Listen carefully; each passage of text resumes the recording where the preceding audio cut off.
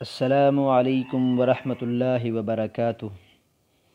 الحمد للہ وحدہ والصلاة والسلام علی من لا نبی بعدہ، اما بعد فاعوذ باللہ من الشیطان الرجیم، بسم اللہ الرحمن الرحیم۔ کتاب الطہارہ عمدۃ الاحکام سے روایت نمبر 4، عن ابی ہریرہ رضی اللہ عنہ ان رسول اللہ صلی اللہ علیہ وسلم قال اذا توضأ احدکم فلیجعل فی انفہ ماء ثم لینثر ومن استجمر فلیوتر وَإِذَا اسْتَيْقَظَ أَحَدُكُم مِّن نَّوْمِهِ فَلْيَغْسِلْ يَدَهُ قبل ان يدخلها في الإناء ثلاثا فإن أحدكم لا يدري أين باتت يده۔ امام مقدسی رحمہ اللہ تعالی کتاب الطہارہ کے تحت 4 نمبر روایت سیدنا ابو ہریرہ رضی اللہ تعالی عنہ کی لائے۔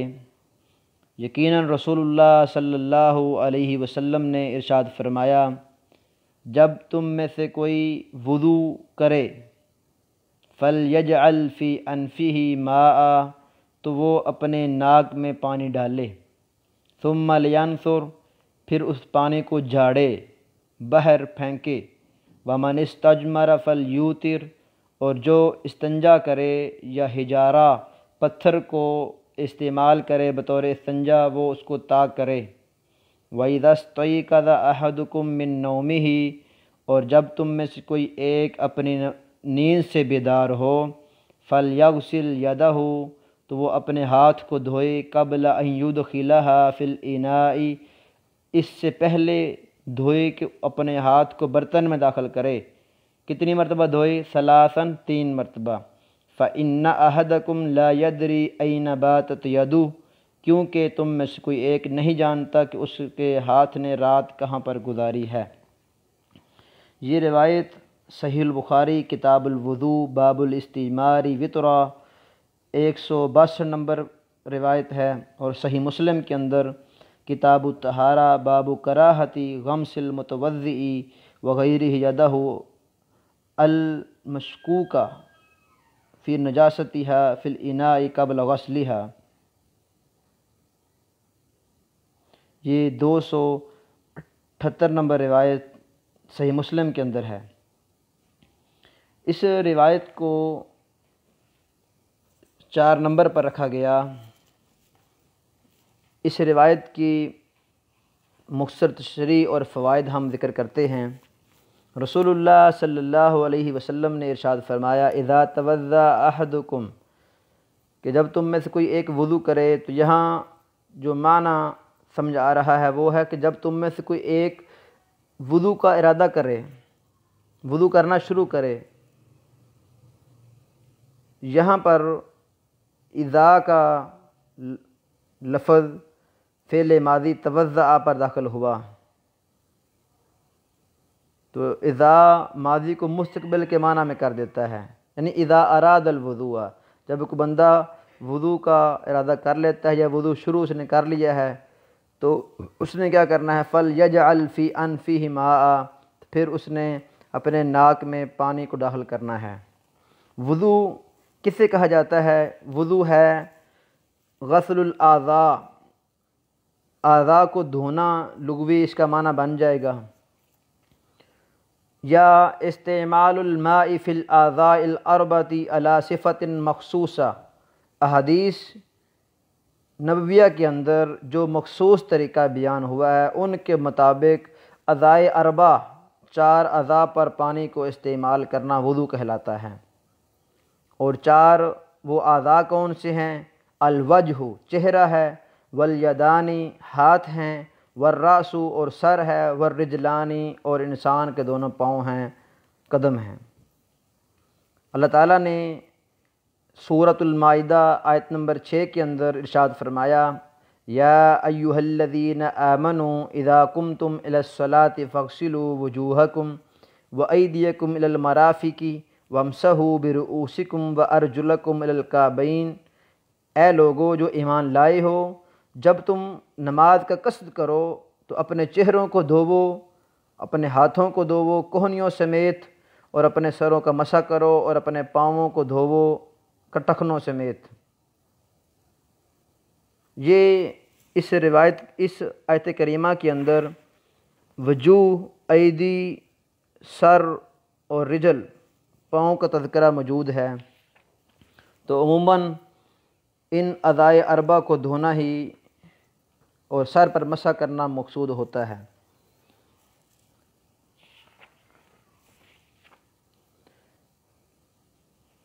روایت کے اندر فَلْيَجْعَلْ فِي أَنْفِهِ مَاءً، یہ الفاظ مضمضہ کلی سے، جب ہم کلی کرتے ہیں 3 مرتبہ منہ میں پانی ڈالنا، اس سے کنایہ کیا گیا ہے۔ فَلْيَجْعَلْ فِي أَنْفِهِ مَاءً، جسے حدیث میں فَلْيَسْتَنْشِقْ سے تعبیر کیا گیا ہے کہ أَن يُحَاوِلَ الْإِنسَانُ إِدْخَالَ الْمَاءِ مِنْ أَنْفِهِ، کہ انسان پانی کو سانس کے ذریعے اپنے ناک کے اندر کھینچ کے داخل کرے، یہ مراد ہے فَلْيَجْعَلْ فِي أَنْفِهِ مَاءً۔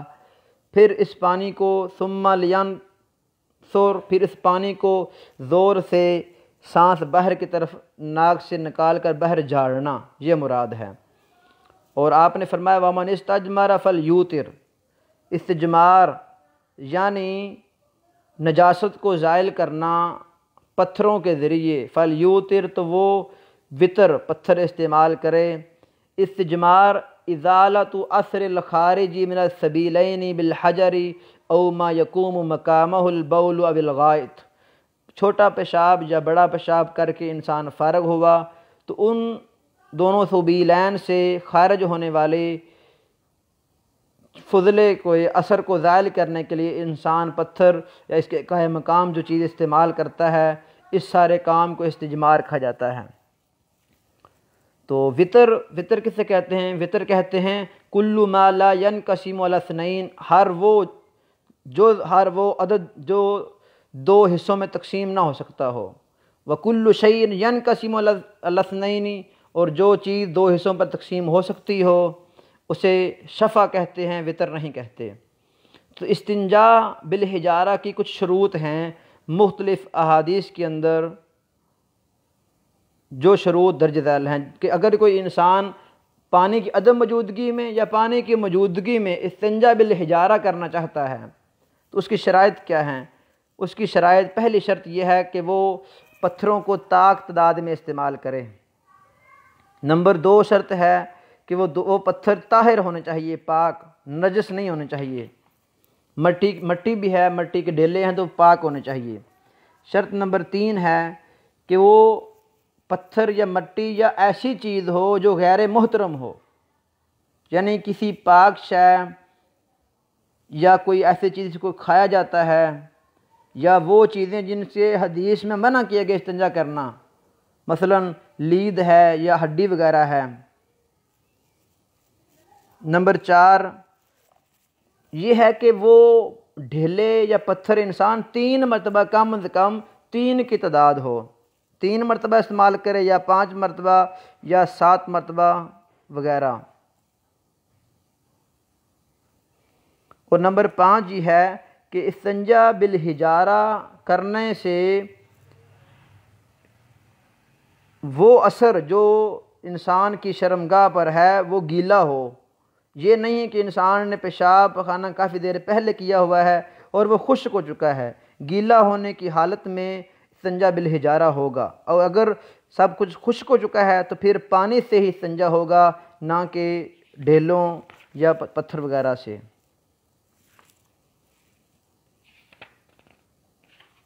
یہ کچھ شروط تھی استنجا بالحجارہ سے۔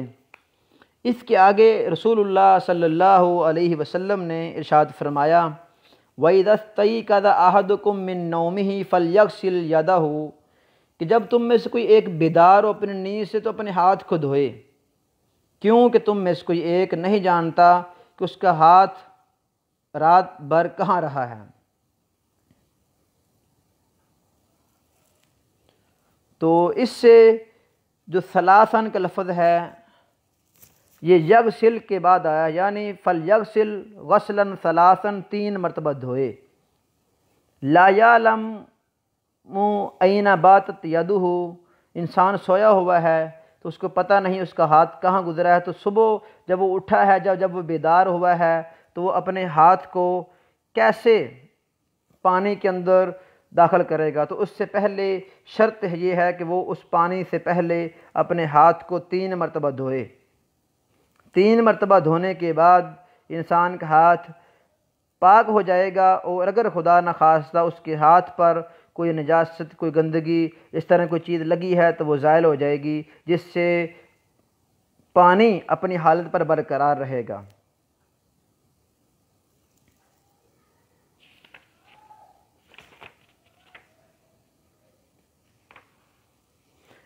حدیث مبارکہ سیدنا ابو ہریرہ رضی اللہ تعالیٰ عنہ کی یہ روایت، اس سے کئی ایک فوائد حاصل ہوئے ہیں۔ ان فوائد میں سے پہلا فائدہ یہ ہے کہ انسان وجوب الاستنثار، پانی میں ناک میں پانی کو جھاڑنا یہ واجب ہے۔ پانی ناک میں چڑھایا ہے، پھر اس کو جھاڑا جائے، جھاڑنا واجب ہے۔ دوسرا فائدہ اس حدیث سے کہ جب بھی انسان نے استنجا بالحجارہ، پتھروں سے یا ڈھیلوں سے استنجا کرنا ہے تو وہ طاق تعداد ہونی چاہیے اس کی، کم از کم تعداد 3، اگر 3 نہیں تو پھر 5 7، اس طرح طاق تعداد ہونی چاہیے۔ اور تیسرا فائدہ یہ ہے کہ سونے کے بعد جب انسان بیدار ہوا ہے تو اپنے ہاتھوں کو 3 مرتبہ ہی دھوئے گا۔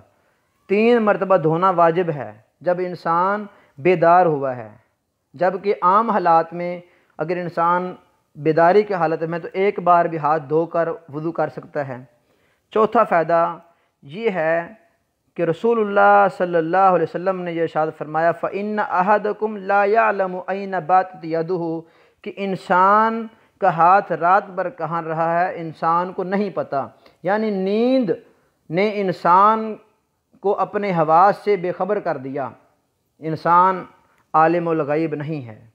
جبکہ یہاں پر ایک خاصہ رسول اللہ صلی اللہ علیہ وسلم کا ہے کہ اللہ کے نبی صلی اللہ علیہ وسلم جب آرام فرماتے تھے تو آپ کو دل بیدار رہتا تھا، والقلب یقظان، تو آپ کو پتہ چلتا تھا کہ آپ کا ہاتھ کہاں رہا ہے، دل بیدار رہتا تھا آپ کی یہ خصوصیت ہے۔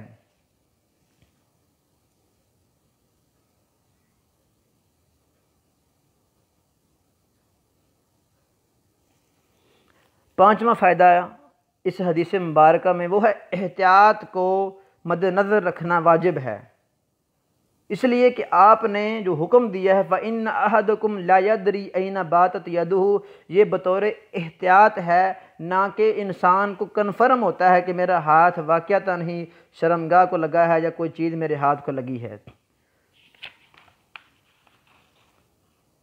فائدہ نمبر 6، 3 کا عدد رسول اللہ صلی اللہ علیہ وسلم نے یہاں پر استعمال ہوا، تو 3 کا لفظ، ثلاثہ کا لفظ شریعت کے اندر اور بھی جگہ پر عام استعمال کیا کہ جیسے رسول اللہ صلی اللہ علیہ وسلم نے فرمایا ثلاث من کن فیہ وغیرہ، اس طرح روایات دیگر جس میں لفظ ثلاث کا استعمال ہے۔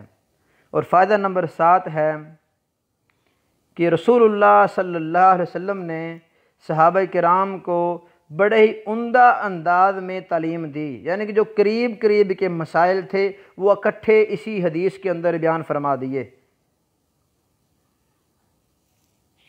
تو یہ روایت جس کو ہم نے پڑھا، جس روایت کا خلاصہ کلام یہ ہے